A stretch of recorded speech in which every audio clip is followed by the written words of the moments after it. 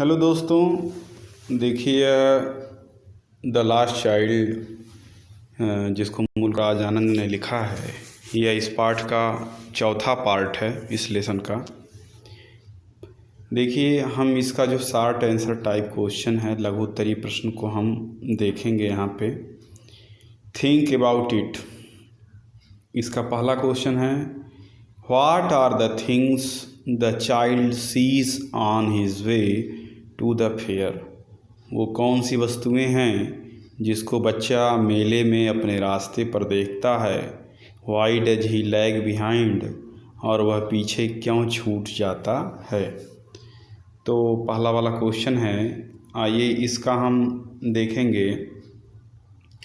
तो देखिए यहाँ पे जो पहला क्वेश्चन आपको दिख रहा होगा,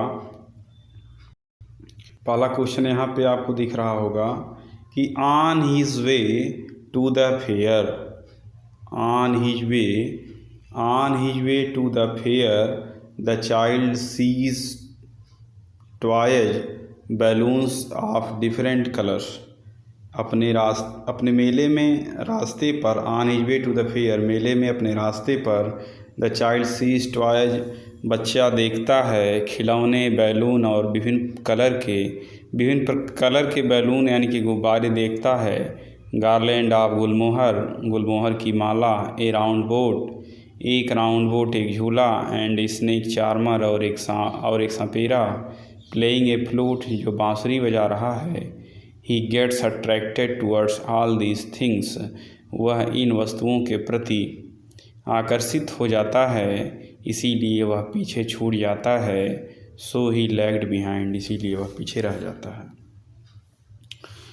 इसका जो दो नंबर का क्वेश्चन है, इन the fair he wants many things, मेले में वह बहुत सी वस्तुएं चाहता है। व्हाट आर दे, वे क्या हैं। Why does he move on without waiting for answer, वह बिना किसी जवाब की प्रतीक्षा किए क्यों आगे बढ़ जाता है।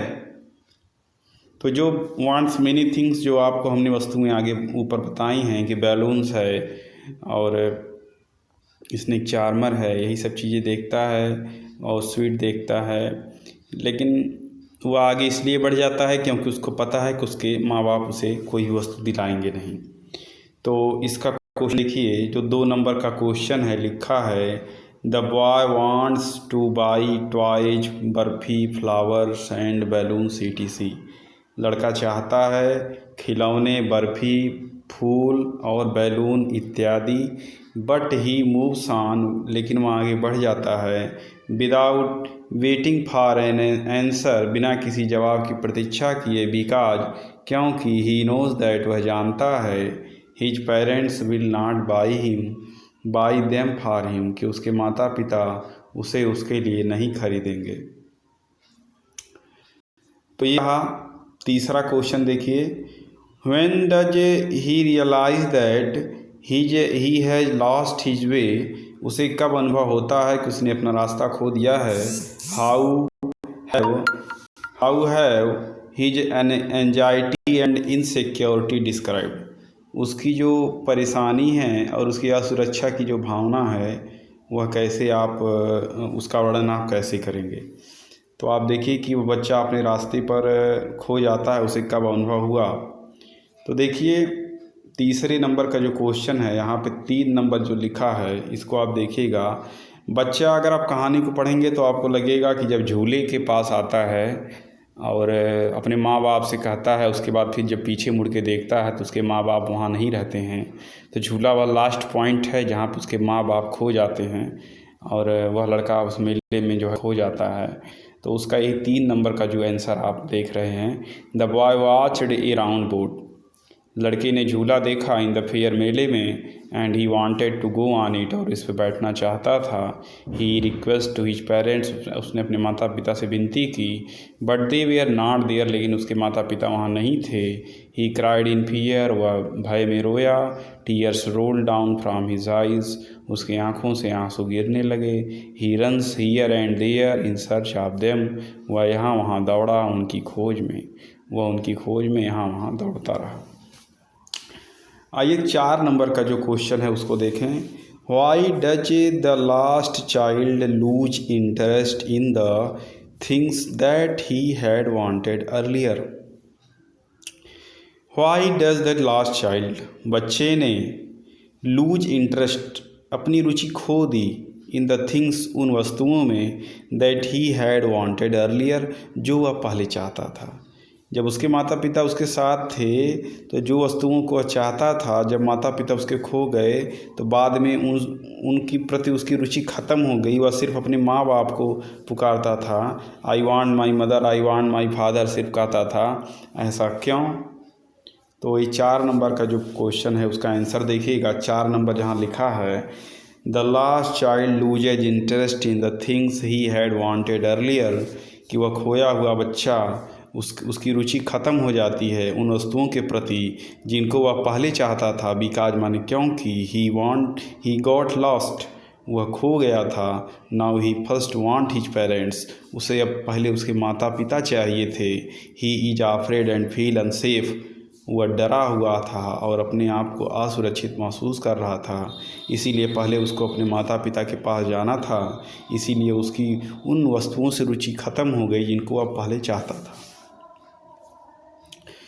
5 नंबर क्वेश्चन देखिए, what do you think happens in the end. आपको क्या लगता है कि इस लेसन के अंत में, इस कहानी के अंत में क्या हुआ होगा? Does the child find his parents, क्या बच्चे ने अपने माता पिता को पाया होगा? तो बिल्कुल पाया होगा। आप एक इसका पॉजिटिव, एक हैप्पी एंडिंग आप लिखेंगे। बल्कि मुल्कराज आनंद ने इसकी कोई हैप्पी एंडिंग तो नहीं दी है, लेकिन आपको हैप्पी एंडिंग ही लिखना है। मतलब जो भी लास्ट में हुआ होगा सब अच्छा हुआ होगा। तो 5 नंबर का जो क्वेश्चन है उसको अगर आप देखें तो यस आई फील दैट, नीचे जो सबसे क्वेश्चन है देखिएगा 5 नंबर का है, यस आई फील दैट, हाँ मुझे यह लगता है कि the child finds his parents, बच्चा अपने माता पिता को पा जाता है। एट लास्ट, अंत में, द काइंड हार्टेड पर्सन, वह जो दयालु व्यक्ति है, must have tried his best, उसने अपना सर्वोत्तम प्रयास किया होगा। टू फाइंड हिज पेरेंट्स, उसके माता पिता को पाने के लिए। And the parents of the child must have left no stone unturn to find their child, और माता पिता ने भी, आप दियर चाइल्ड, माता पिता ने भी, बच्चे के माता पिता ने भी, must have left no stone unturn माने पूरी कोशिश की होगी अपनी तरफ से, माने कोई कसर न छोड़ना। लेफ्ट नो स्टोन अनटर्न माने कोई कसर न छोड़ना। To find his their child, अपने बच्चे को खोजने में उसके माता पिता ने भी कोई कसर नहीं छोड़ी होगी। तो इस तरह यह पार्ट की मीनिंग और इसका क्वेश्चन आंसर समाप्त होता है। आइए हम आपको अगले पार्ट में मिलेंगे जो कि है द एडवेंचर्स ऑफ टोटो, और अगले लेसन पे मिलेंगे। धन्यवाद।